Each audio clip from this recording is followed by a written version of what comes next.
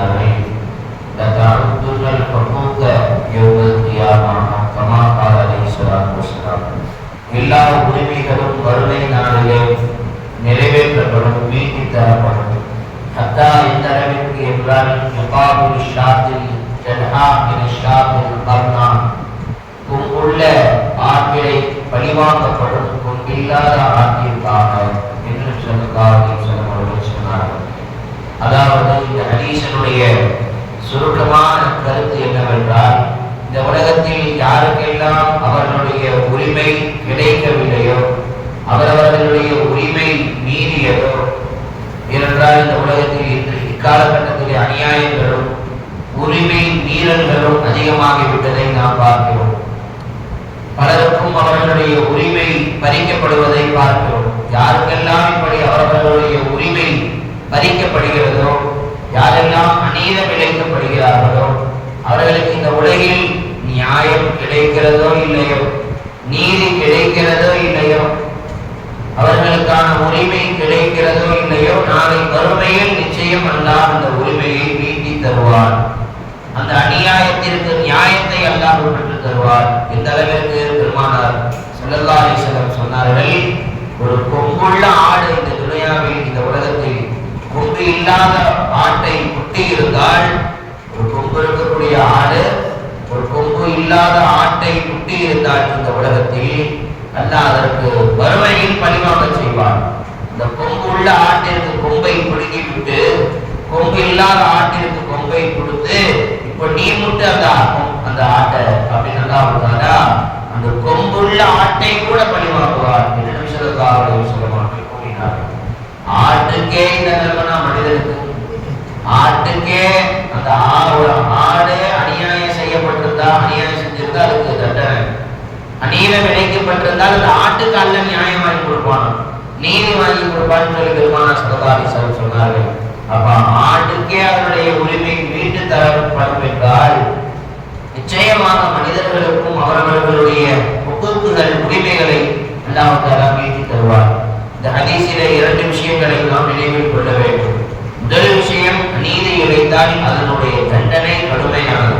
இந்த துனியாவில் ஒருத்தர் பழகி வாய்ந்தா கூட அது 4 சவத்துக்குள்ள ஒரு வீட்டுக்குள்ள முடிஞ்சு போயிடும், ஒரு இடத்துல முடிஞ்சு போயிடும். கியாமத்துல அல்லாஹ் பழி வாங்கினா முடிஞ்சு போச்சு நிலைமை. ஒருத்தர் நம்மளை திட்டுறான், ஒருத்தர் நம்மளை திட்டோம், பதிலுக்காக நம்மளை இந்த துனியாலே திட்டானா முடிஞ்சு போச்சு. ஒருத்தர் நம்ம அடிச்சிட்டோம், அவன் துனியாலே பதில் அடிச்சிட்டானா சரி சமம், பழிக்கு பழி முடிந்து விட்டது. நாம அவனை அடிச்சோம், அவன் நம்மளே அடிச்சா கழிஞ்சு போயிடும். இது அப்படியே விட்டுட்டு நாம அவனை அடிச்சிட்டோம், திட்டோம், அவன் பதிலுக்கு எதுவுமே நம்மளை சொல்லலை, நாம அவனுக்கு ஒரு கஷ்டம் கொடுத்தோம், ஒரு அநியாயம் பண்ணோம், அவன் அந்த பதிலுக்கு ஏற்றுக்கிட்டு அமைதியா சும்மா இருந்துட்டான், பதிலுக்கு திட்டல அடிக்கல எதுவுமே பண்ணல, உஷாரா இருந்துக்க வேண்டிய கியாமத்துல அல்லாஹ் விடமாட்டான். வறுமை நாளில் நிச்சயம் நாம் அடித்ததற்கு அதே அளவா அல்லது அதை விட அதிகமாகவோ பல கோடி படைப்புகளுக்கு முன்னால் கேவலப்படுத்தி அல்ல அதற்கான தண்டனையை நமக்கு நிறைவேற்றுவார். இது ஒரு விஷயம். இன்னொன்னு, நம்மளுக்கு நியாயம் கிடைக்கலையே கவலைப்படுத்த வேண்டும். நிறைய பேருக்கு இந்த கவலை இருக்கு, எனக்கான நியாயம் கிடைக்கலையே, எனக்கான உரிமை கிடைக்கலையே, எனக்கு அநியாயம் பண்றாங்க, அண்ணனுக்கு அநியாயம் பண்றாங்க. நிறைய குடும்பங்கள்ல அண்ணன் தம்பிக்கு மத்தியில அநியாயம், சொத்துல மோசடி, என் அண்ணனே என்னை ஏமாத்திட்டான், என் தம்பியே என்னை ஏமாத்திட்டான், சொத்துல ஏமாத்திட்டான். இப்படியா பல குடும்பங்களில் நடப்பதை நாம் பார்க்கிறோம். யாரும் கவலை, இந்த ஹதீஸ் ஒன்று இருக்கு, கவலைப்படவே தேவையில்லை. கியாமத்துல அல்லாஹ் நமக்கான நியாயத்தை வாங்கி கொடுப்பான். அநியாயம் செய்தவர்களுக்கு எச்சரிக்கையும் இருக்கிறது, அநீதி இழைக்கப்பட்டவர்களுக்கு பாதிக்கப்பட்டவர்களுக்கு சுப செய்தியும் இந்த ஹதீஸில் இருக்கு. கவலைப்படவே தேவையில்லை. நம்மளுக்கு நிச்சயம் அல்லாஹ் தஆலா இதனுடைய நியாயத்தை நம்மளுக்காக யார் வாதாடுகிறார்களோ இல்லையோ, எனக்கு பேசுறதுக்கு கூட ஆள் இல்லைன்னு நிறைய பேர் வருத்தப்படுறாங்க, எனக்கு கேட்க கூட நாதி இல்லை, என்னை அடிச்சுட்டாங்க, என்னை எப்படி என் சொத்துல மோசடி பண்ணிட்டாங்க, என்னை கேட்கறதுக்குள்ள நாதி இல்லை, எனக்கு கேட்கறது கூட ஆள் இல்லைன்னு சொல்லி நிறைய பேர் வருத்தப்படுறாங்க. கேட்கறதுக்கு ஆள் இல்லைன்னு வருத்தப்படாதீங்க, ரப்புல் ஆலமீன் கேட்பான் மறுமை நாளில், நிச்சயம் கேட்பான். பெருமானார் சொன்னார்கள், நிச்சயமாக அல்லாஹ்வின் மீது ஆணையாக எல்லா உரிமைகளும் மறுமையில் ஈட்டி தரப்படும். யாருடைய உரிமை பறிக்கப்பட்டதோ, யாருடைய செல்வம் பறிக்கப்பட்டதோ, யாருடைய கண்ணியம் குலைக்கப்பட்டதோ இந்த உலகில், அவர்கள் எல்லாம் நிச்சயம் சந்தோஷப்பட்டுக் கொள்ள வேண்டும். மறுமையில் அவருடைய உரிமையை அல்லாஹ் மீட்டிக் கொடுப்பார். மறுமையில் அவர்களுக்கான நியாயத்தை அல்லாஹ் பெற்றுத் தருவார் என்பதை இந்த ஹதீஸுடைய இரண்டாவது கருத்து. முதல் கருத்து, அநீதி இழைத்தவன் பயப்பட வேண்டும். இந்த துனியாலே அவன் நம்மளை திரும்பி அடிச்சுட்டானா பிரச்சனை இல்லை, துனியாலே அவன் திரும்ப திட்டானா பிரச்சனை இல்லை. அதனால அக்காலத்து பெரியவர்களுக்கெல்லாம் ஒரு பழக்கம், யாரையாவது திட்டாங்க அடிச்சுட்டாங்கன்னா உடனே பதிலுக்கு என்னை அடிச்சிருங்க, அப்பயே என்னை அடிச்சிருங்க, என்னை திட்டிருங்க, பழி வாங்கிருங்க அப்படின்னு அப்பயே மன்னிப்பு கேட்டு என்னை பழி தீர்த்துக்க சொல்லுவாங்க. பெருமானார் ஸல்லல்லாஹு அலைஹி வஸல்லம் அவர்களே மௌத்துக்கு மரணமாகுவதற்கு முன்னால் தன் தோழர்களை பார்த்து, உங்களில் யாரையாவது நான் அடித்திருக்கிறேனா, உங்களில் யாரையாவது நான் திட்டிருக்கிறேனா, நான் யாரையாவது கேலி கிண்டல் செய்திருக்கிறேனா, யாரையாவது ரொம்பெடுத்திருக்கிறேனா, யாருடைய மனதையாவது காயப்படுத்தியிருக்கிறேனா என்று பெருமானார் ஸல்லல்லாஹு அலைஹி வஸல்லம் தன்னுடைய இறுதி நேரத்திலே கேட்டார்கள்.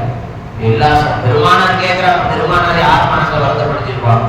ஒரு குழந்தை மனசை கூட பெருமானார் காயப்படுத்திருக்க மாட்டான், சின்ன பிள்ளை மனசை கூட பெருமானார் காயப்படுத்தியதில்லை.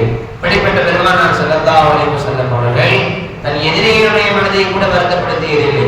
அந்த பெருமானார் ஸல்லல்லாஹு அலைஹி வஸல்லம் அவர்கள் தன் இறுதி நேரத்திலே எல்லா தோழர்களையும் அழைத்து கேட்கிறார்கள், யாரையாச்சும் நான் அடிச்சிருக்கேனா, யாரையாச்சும் நான் திட்டிருக்கேனா, யார் மனசையாச்சும் காயப்படுத்திருக்கேனா, இதோ இன்று நான் உங்களுக்கு முன்னால் நிற்கிறேன், நான் யாரை திட்டினேனோ அவர் இப்பொழுது என்னை திட்டிக் கொள்ளட்டும், நான் யாரை அடித்தேனோ இதோ சாட்டையை தருகிறேன், என்னை அடித்துக் கொள்ளட்டும். பெருமானார் ஸல்லல்லாஹு அலைஹி வஸல்லம் சொல்கிறார். அவனுக்கு சொல்ல மனசு வருமா? நம்ம பையனை அடிச்சிட்டோம், நம்ம கடையில வேலை பார்க்கிறவன ஓடி ஒரு அடை போட்டோம், ஒரு திட்டோம், பதிலுக்கு என்னை திட்டுன்னு சொல்ல மனசு வருமா?